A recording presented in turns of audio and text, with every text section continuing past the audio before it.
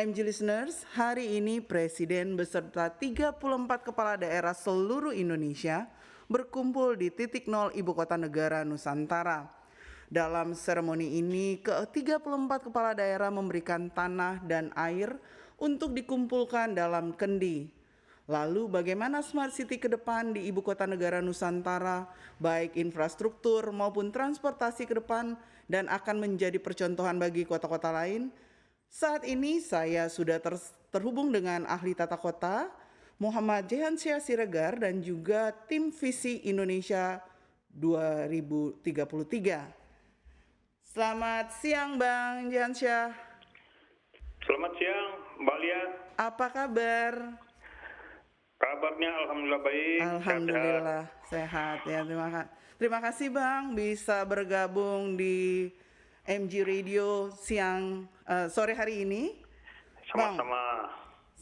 Saya ingin mengetahui kira-kira dari prosesi kendi Nusantara di titik nol IKN Nusantara tadi, bagaimana Abang melihat ini penandanya apa? Apa sih yang ingin disimbolisasikan? Iya. Pertama-tama ini adalah suatu budaya yang boleh dikatakan itu khas Indonesia ya. Kita berkumpul, bermusyawarah, bermufakat begitu untuk menjalankan suatu tujuan berbangsa bernegara. Ini sudah sejak awal berdirinya bangsa ini selalu seperti itu. Nah, ini langkah Pak Presiden Jokowi dengan mengundang seluruh kepala daerah untuk bersama-sama membuat satu acara, katakanlah ya semacam kalau di daerah itu, kalau di Medan itu upah-upah namanya, kalau di daerah lain selamatan. Nah, ini menandakan suatu upaya pemerintah sekarang itu untuk menjadikan pembangunan IKN ini menjadi agenda bangsa, menjadi agenda nasional ya. Justru ya berbagai masalah politik yang selama ini mendera bangsa ini bisa selesai. Ini justru momentum bagaimana IKN itu menjadi pemersatu bangsa. Nah, dengan dukungan semua daerah, masyarakat di Kalimantan justru mendapatkan satu penghargaan bahwa di Kalimantan Timur itulah ya bangsa Indonesia ini bersepakat ya untuk memulai suatu pembangunan baru, membangun peradaban baru begitu.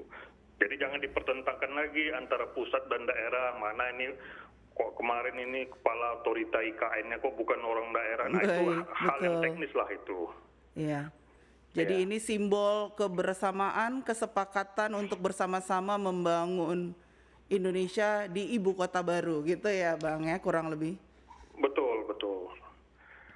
Nah, banyak orang kan juga berharap desain IKN Nusantara ini nantinya akan menjadi percontohan seperti yang juga telah disampaikan oleh Bapak Presiden Joko Widodo beberapa kali, bahwa dia berharap sekali bahwa pembangunan ini Ibu Kota Nusantara akan menjadi contoh pembangunan kota masa depan di seluruh tanah air.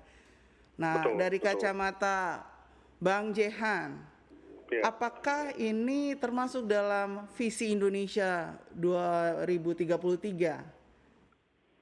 Iya, pembangunan ibu kota negara di Kalimantan memang sejak tahun 2008 ya itu kita mengusulkan sebagai suatu strategi untuk memeratakan pembangunan Indonesia.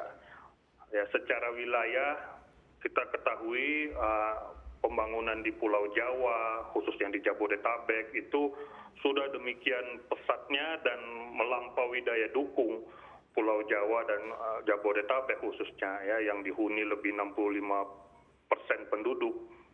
Nah, secara kewilayahan memang banyak perdebatan apakah harus IKN-nya yang pindah, kenapa bukan kawasan ekonomi, pelabuhan, kawasan industri dan lain-lain. Nah, itu juga dikatakan sebagai desentralisasi, konsentrasi pembangunan.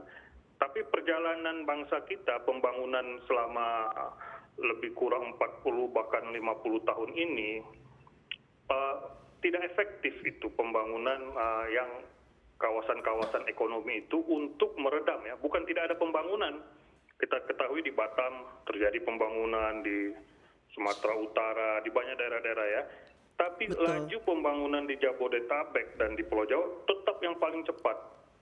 Nah, ini secara teoritis pembangunan kota dan wilayah, bahwa untuk negara-negara Asia Tenggara khususnya itu ya. Iya. Nah ini dicobakan ya, bahwa ibu kota negara itu adalah satu generator pembangunan kawasan yang paling efektif.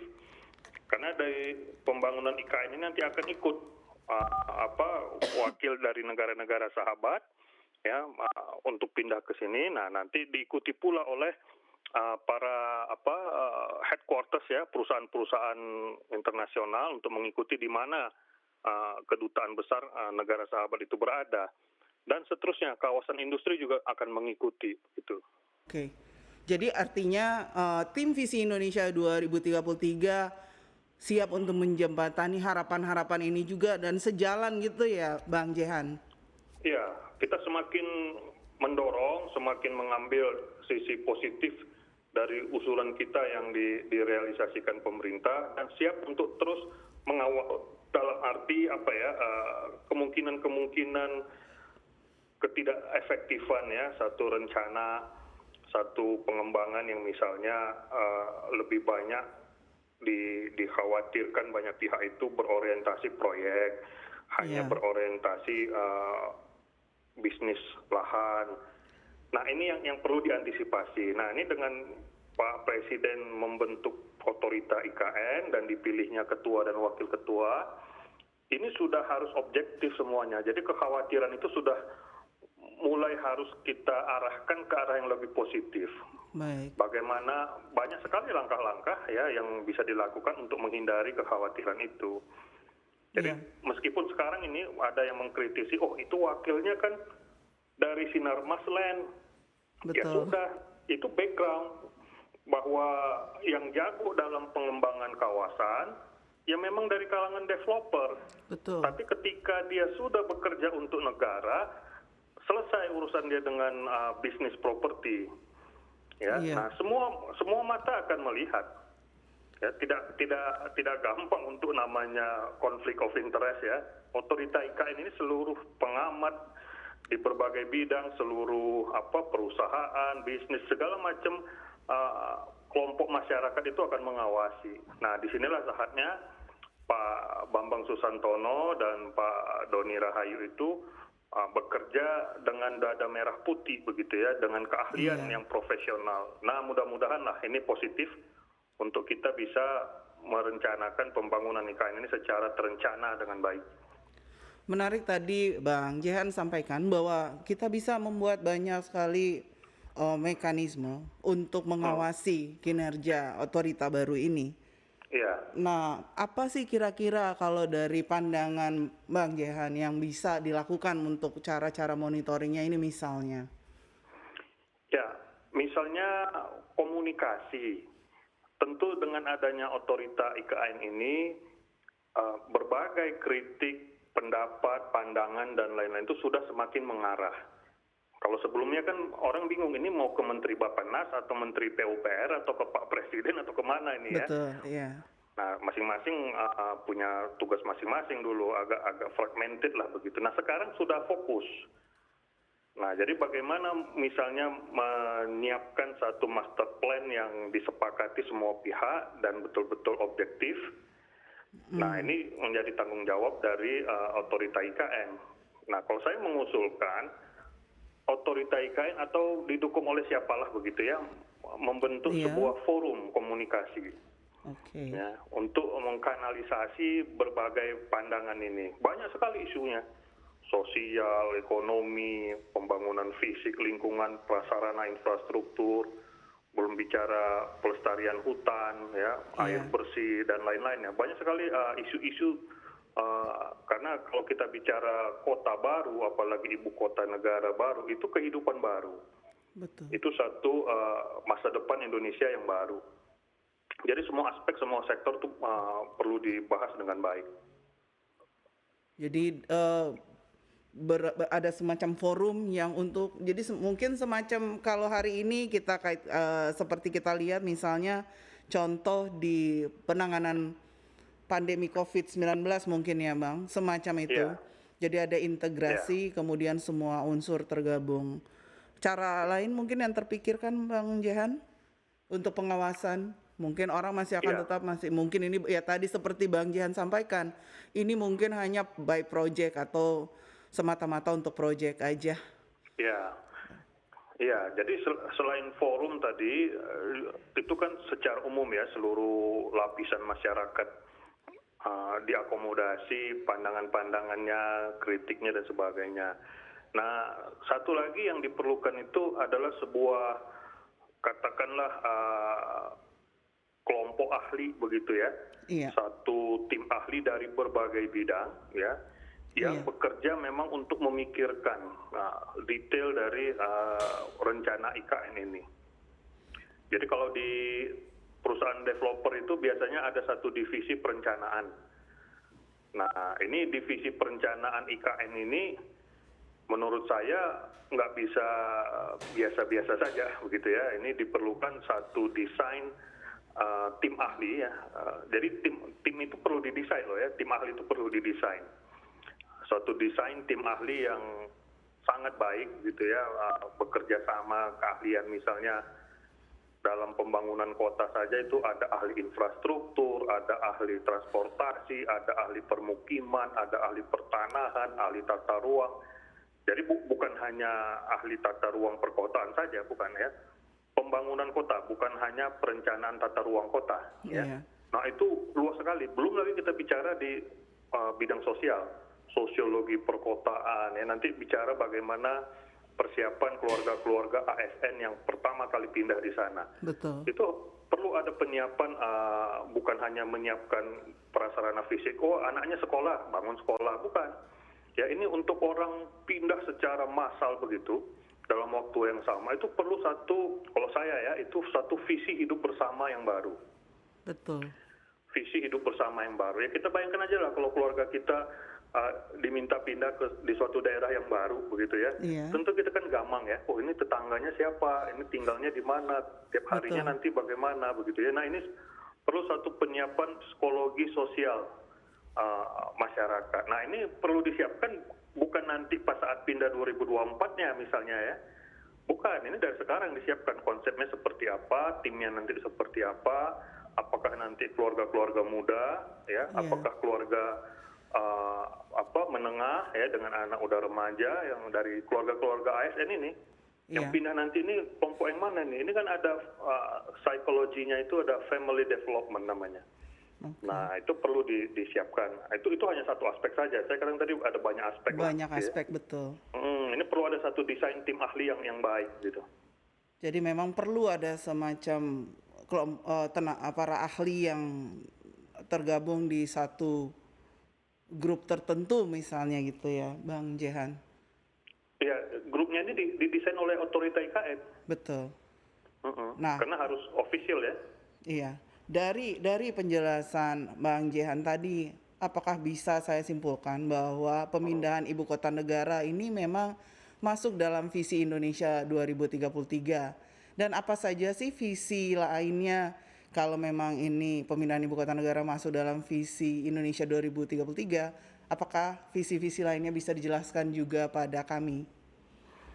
Iya, jadi pada dasarnya visi Indonesia 2033 itu 25 tahun ditambah dari tahun 2008. Jadi satu rencana jangka panjang. Kita melihat pada saat itu kondisi kehidupan terutama di kota-kota besar di Indonesia, Jakarta, Surabaya, Bandung, Medan, ya, Palembang, Batam, Makassar, itu disebut sebagai metropolitan area. Iya. Itu sangat tidak berkualitas. Ya, berbagai masalah kotanya begitu menekan ya, dalam arti kerugian fiskal anggaran pembangunan, masalah sosial masyarakatnya, kemiskinan, permukiman kumuh, kemacetan transportasi, polusi udara dan sebagainya. Nah, dengan latar belakang seperti itulah kita menyusun suatu visi ke depan agar pembangunan Indonesia ini lebih berkualitas dalam arti menyediakan satu lingkungan kehidupan yang baik dan sehat. Baik. Dan ini menjadi amanat pasal 28H UUD 45 loh. Iya. Setiap orang hidup sejahtera lahir dan batin, bertempat tinggal, mendapatkan lingkungan hidup yang baik dan sehat, dan memperoleh pelayanan kesehatan. Nah, untuk itulah salah satunya itu adalah, ini ternyata epicentrum, simpul ataupun titik utama pembangunan itu ada di Jakarta ternyata. Jadi sekitar 60-70% perputaran uang di Indonesia ini ada di Jakarta. Nah, ini yang perlu kita urai, begitu ya. Salah satunya adalah fungsi ibu kota negara. Karena ini government driven ya. Betul. Government driven itu nggak bisa dia menyuruh-nyuruh perusahaan swasta untuk pindah begitu saja, begitu ya. Dia harus memberikan satu leading ya, harus lead the development. Iya. Nah, itulah salah satunya kita usulkan IKN itu di Kalimantan Timur ya, dan ya alhamdulillah usulan kita tuh tepat menjadi satu landasan analisis ya.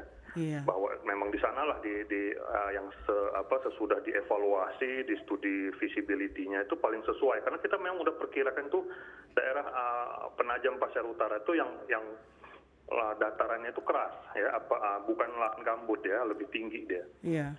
Nah, sejalan dengan itu juga kita mengusulkan yang namanya pembangunan Minapolitan. Nah, ini dari Kementerian Kelautan Perikanan itu sudah mulai, tapi belum cukup maksimal lah gitu ya. Iya. Membangun kota-kota baru berbasis ekonomi kelautan.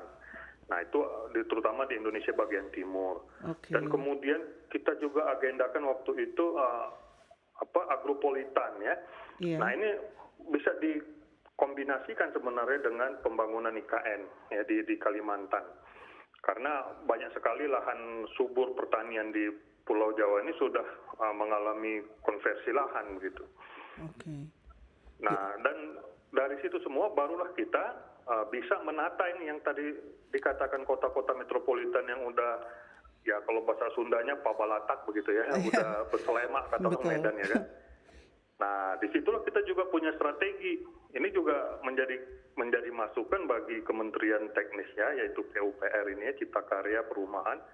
Nggak bisa lagi menangani permukiman kumuh itu piecemeal ya, melalui proyek-proyek MCK, bangun jalan setapak, bukan begitu.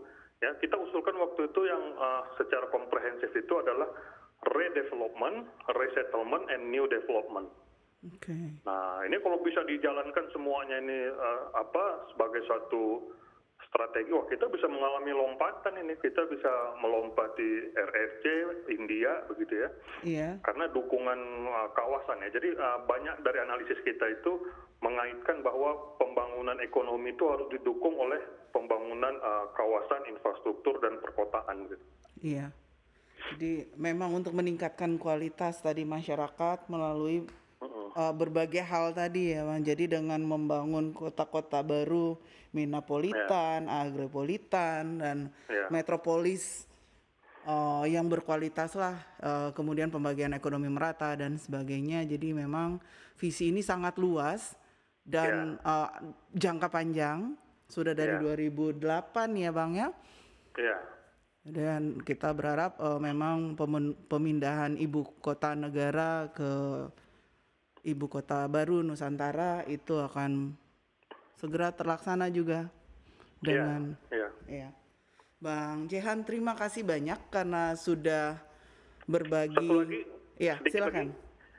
Jadi yang menjadi konsep utama dari visi 2033 itu adalah bagaimana pemerintah itu lead the development. Nah, ini konsepnya namanya public sector led development. Karena berbagai masalah tadi itu salah satunya muncul akibat pemerintah itu kurang aktif ya memimpin pembangunan, hanya menyerahkannya ke bisnis properti. Nah, dengan pemerintah lead the development, bisnis properti ikut semuanya. Nah, disitulah nanti baru dialokasikan yang namanya hunian berimbang, city for all, dan lain-lain. Nah, itu tidak bisa kita serahkan hanya kepada bisnis properti. Jadi lebih tertata, ya. Jadi otorita IKN ini adalah satu model awal ya bagaimana pemerintah itu kembali, dulu kita udah punya sebenarnya dulu Perumnas ya, pada tahun 70-an itu Perumnas itu lead the development. Kita lihat bagaimana Depok itu dipimpin Perumnas, lalu developer-developer swasta di sekitarnya, juga ada di Medan ya perumahan-perumahan ya, Perumnas ya, dan BTN di Bandung juga ada Sarijadi, dan di Surabaya juga begitu ya. Nah ini kita kembali lagi, Perumnas itu lead the development, dan swasta semua mendukungnya begitu. Oke, iya. Terima kasih atas informasinya yang luar biasa, Bang Jehan. Sama-sama. Ya, tetap jaga Mbak Lia. sehat dan Sama-sama, sehat-sehat selamat kita. kembali bertugas. Baik, terima kasih Mbak Lia. Iya, selamat siang.